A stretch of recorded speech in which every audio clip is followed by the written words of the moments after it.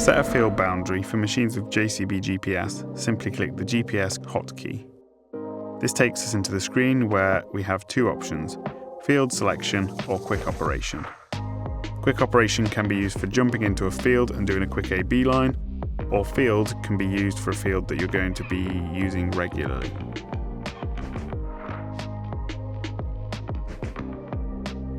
So we're going to go into field, create new, and here we're just going to call it hilltop and click the tick.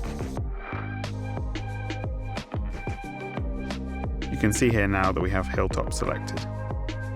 Click back and then at the top of the screen it gives us a date and time stamp of the operation. When we click start, it puts us into the field that we want to record the boundary for. To create a field boundary, on the right hand side of the screen we need to click into the field button and then we need to go create boundary. This will give us an extra menu. So here we have two options. We have the options to create a boundary from coverage. So this is if you've already driven around the field or already started working the field down, you can actually create a boundary from the stuff that you've already completed. Or like today, we're going to do a driven boundary. So if we do a driven boundary, it gives us the option to select either an outer or an inner boundary. Now it's worth knowing that you must have first an outer boundary before being able to create an inner boundary. So for this example here, we're going to click outer. And as you can see on the screen that we have a recording point which is displayed orange. This can be moved by pressing the record point button on the right hand side. So it will switch from left to right and center. So basically move the pointer to wherever you need it to be. And then when you're ready, you can click start and we can drive around the boundary of the field.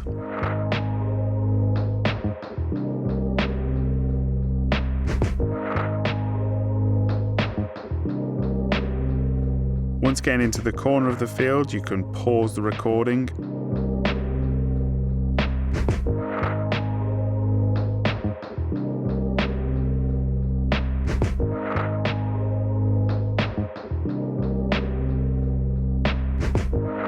You can back into the corner, and then that way when you click resume, it'll give us a 90-degree angle.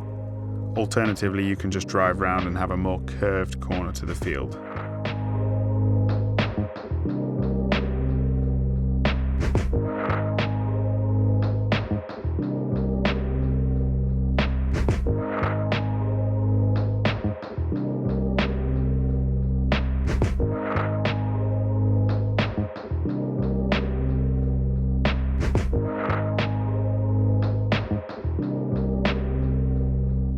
Once around the field, we can press end.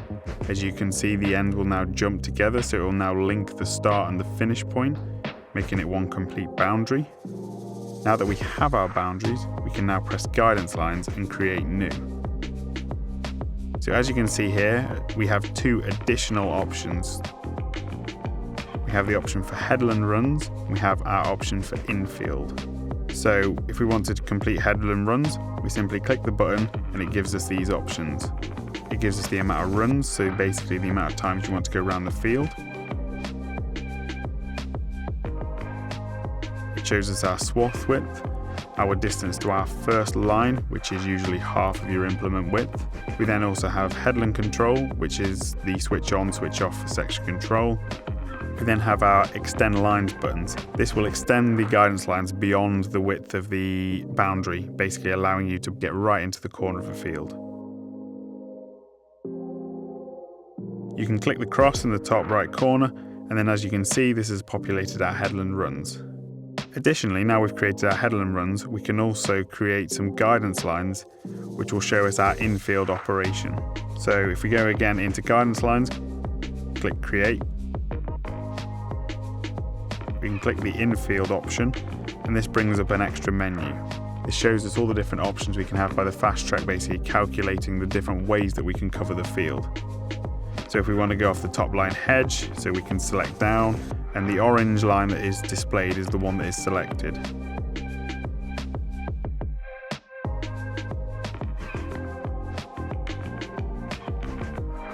So once you've selected one that looks right, you click select, and as you can see there, it has populated that guidance line across the field.